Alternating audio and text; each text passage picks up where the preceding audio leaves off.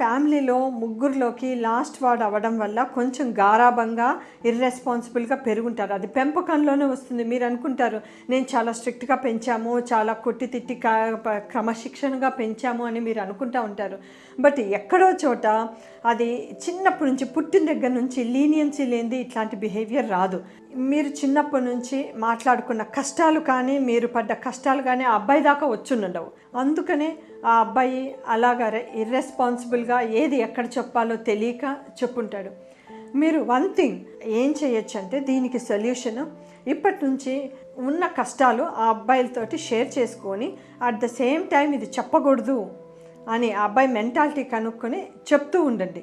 Second thing ఏంటంటే ప్రతి దాంట్లోనూ కొంచెం స్ట్రిక్ట్గా ఉండండి.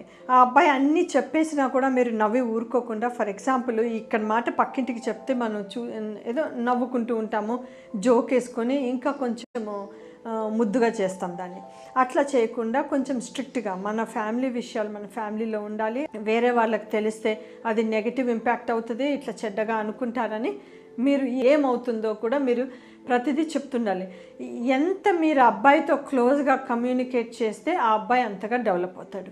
ఇవి 2 థింగ్స్ మీరు చేస్తూ, ఇది సివియర్గా ఉండి అసలు స్టడీస్లో కూడా చాలా డల్గా ఉన్నాడు, కాన్సన్ట్రేట్ చేయట్లేదు అని అనిపిస్తే, మరీ రెస్పాన్సిబుల్గా ఉన్నాడు అని అనిపిస్తే, ఇంటర్ అట్లా అయిన తర్వాత కౌన్సిలర్ దగ్గరికి తీసుకెళ్ళచ్చు.